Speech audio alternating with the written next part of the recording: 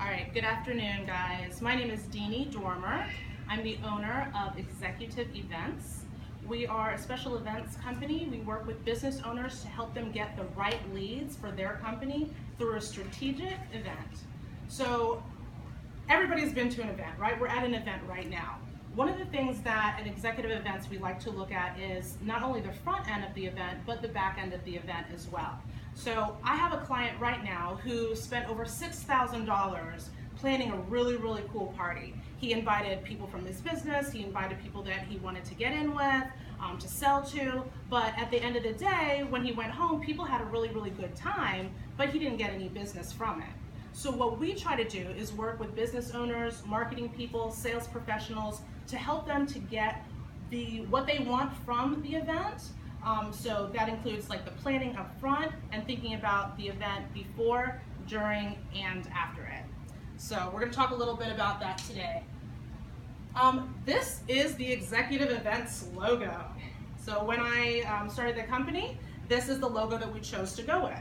Now, I like really pretty things. I like stars and flowers and hearts and things like that. So I kind of wanted my logo to look a little bit more like this.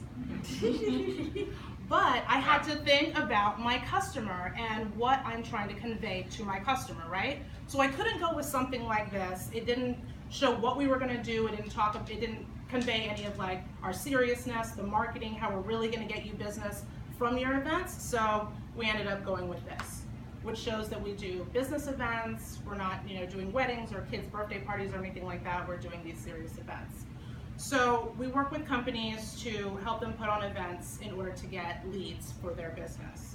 Now, as you think about doing events for your company or attending events, think about the purpose that you want, why you want to do events and what you want to get out of it. So there are about 4 main reasons to do events. The number 1 reason is to generate leads. So whenever you're doing an event, you should think about generating leads, putting on an event for your customer in order to get the right people there so you can follow up with them and turn them into customers. Then of course, branding and awareness, letting people know who you are so that they know what you offer them, what solutions you have, and how they can benefit from that. The third one is engaging prospects, being able to meet somebody face to face, saying, hey, how are you doing? Here's my product, here's how I can help you.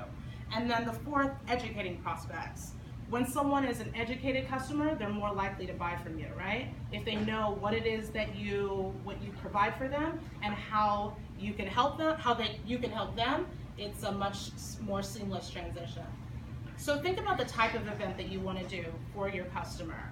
And like in the beginning, when I'm saying think about it for your customer, it's not just for you. It's not just some popular event to make you feel important or anything like that. What type of event would your customer like to come to? So there's plenty of different types. You can do product launches, conferences, lunch and learns, retreats, trade shows, anything like that. So start thinking through those type of events and what your customer would like the most. And remember, not everyone is your customer. You can sell to everyone, but you cannot market to everyone. So if someone wants to buy your product, sure, you can sell everyone your product, right? But we have a limited number of marketing dollars, so we have to be very, very specific with how we spend our marketing dollars, how we spend our money. Are we going to spend it in a newspaper ad? Are we going to spend it on radio, billboards, TV? Events, I believe, is a very affordable way to get in front of your prospects, so that's an option for you as well. So how do you solve their problems, and what is it that they need? And then think of the type of customer you have. Where do they work? Are they in a specific industry? Think about their demographics. Are they a specific age, a specific gender? How do they get their information? Is it someone who gets it online, mostly, like a millennial? Or is it someone older that's maybe reading the newspaper? Now we know kind of how to market to that group. Where do they play? What part, where can you find them? What associations or clubs or industries would they be a part of? So think through that as well. So I like this little slide. It says, don't sell crackers basically to Cookie Monster. Make sure that you're giving them what they want. Let them know how you can help them. So with events, there are different stages we can do events at. What we want to do is eventually move our customers down that sales path from being a complete stranger, not knowing who you are, to all the way through awareness, consideration phase, buying from you, and then becoming a repeat customer. At the loyalty stage, you may do something like a customer appreciation event. At the stranger stage, it could be a product launch, introducing your new thing to the community. And so here are some ways that we can promote to those people. You have your social media, which includes your Facebook, your Instagram, YouTube, Twitter, all those sorts of things. Think about what type of customers are where. Where do you need to be? Of course, you don't want to be everywhere because your customer may not be on all those mediums, but figure out where that ideal customer is and market to them there. Of course, you have your traditional, like your newspapers and radio, digital, listing your event on different event sites, and being industry specific. You can get, if you have a speaker or something, getting them to promote for you as well, reaching different segments of your audience. Think about all those options. With executive events, we have two different programs. We do consulting. We help people create an event for lead generation, and then we do general event planning as well. If someone has an event, they need help planning that event. We like to look at events in 3 stages: before, during, and after. So here are some of the things that we help them with before, and then with during the event, making sure that they're capturing leads if you haven't at the registration phase, taking pictures so we can share them later, and then also after the actual event, communicating with people, following up, posting those pictures, writing white papers, writing blogs about the event, doing press releases before and after the event to let media know what you've been doing.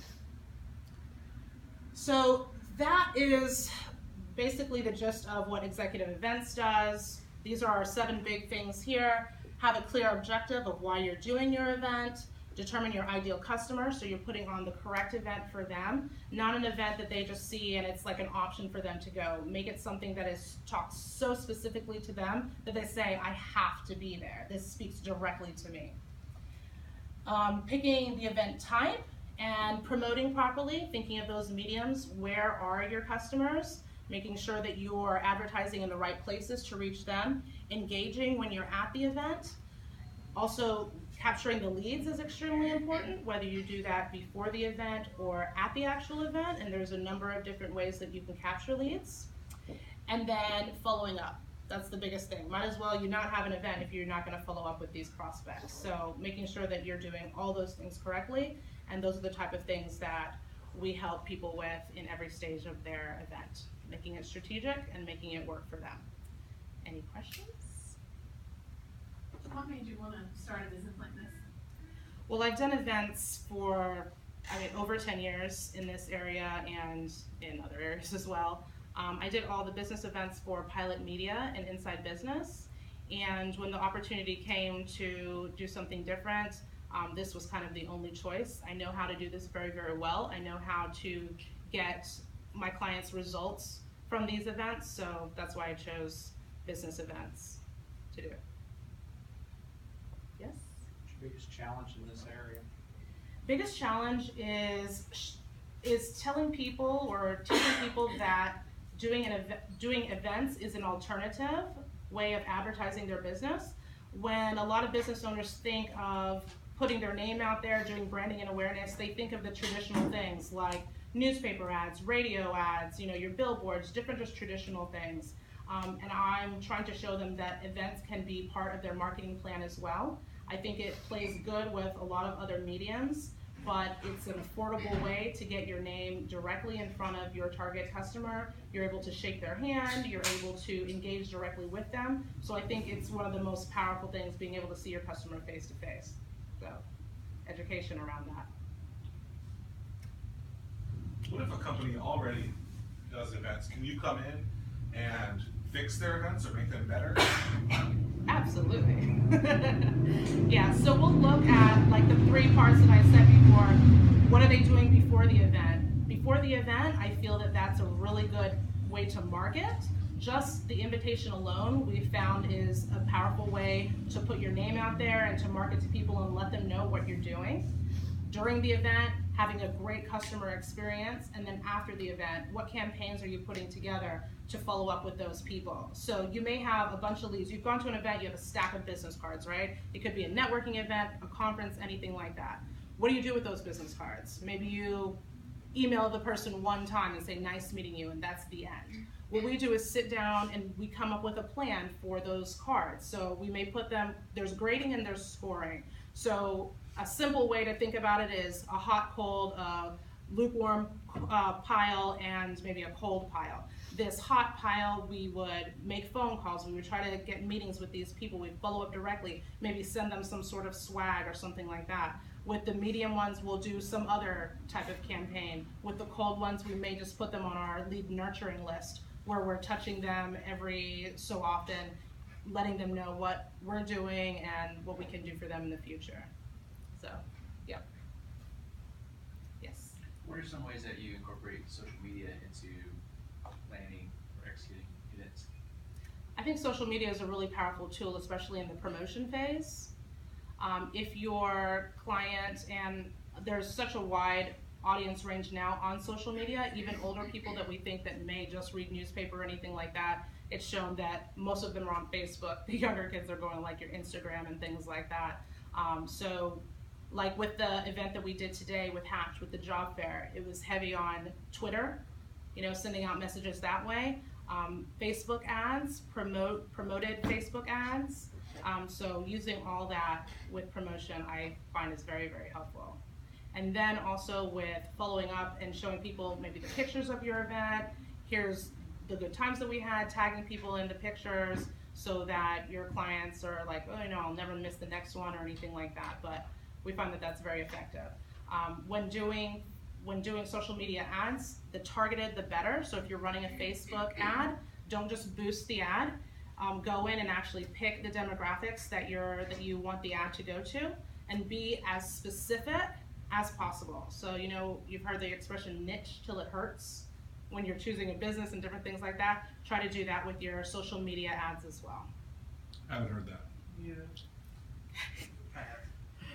There you go. So niche down as far as possible. Because it's the same thing, you can sell to everyone, but you can't market to everyone. So with your limited number of dollars, make sure that you're hitting the most influential people that you want at your event. It sounds like you kind of have like a systematic approach is how you have this laid out. How do you, or what is like your azimuth test for your process with dealing with My what test? your like a bearing test? How do you test where you are with your processes of working with these different businesses? Because it sounds like you say you have a lukewarm pile, you have an approach to what you deal with the people that you're working Right. with. How often do you give yourself a check of, okay, how are my systems working? Right. I think it goes back to knowing that customer, sitting down with my client and saying, okay, we need to figure out who your ideal client is. Where do they live? Where do they work? Where do they play? Figuring that out, figure out their buying habits. Are they buying online? Do they just see the ad online and then go in the store and buy this sort of thing? Or do they need to actually go in the store and fill your product in order to buy it? Figuring out how the behavior of that customer and becoming as specific as we can on that allows us to know which pile to put each person in. What kind of budgets do you work with in terms of starting? So say a smaller company comes to you and they want to do a smaller event. What kind of budget should a prospective client for you start with in order for you to be able to be beneficial to them? With a very, very small company, it would be a consulting thing that I would do. So there are two programs that I have. One is called the 5-Star Event Calendar, and the other is called the Perfect Launch.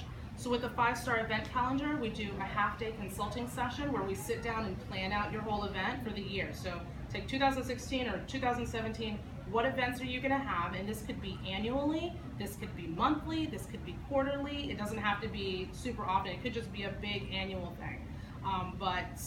There's a client that I have right now. We do a series of monthly happy hours to get in front of some VPs and CEOs that it's easier to have their guard down a little bit more when they're out mingling with you and getting to know you versus you cold calling them and say, hey, I want a meeting at 10 a.m. John Smith, where I show you all my, brochures and things like that. So it would be a consulting thing for a really small business, but I've done events as small as, $100 to $300. Okay. Yeah. Wow. For something small. But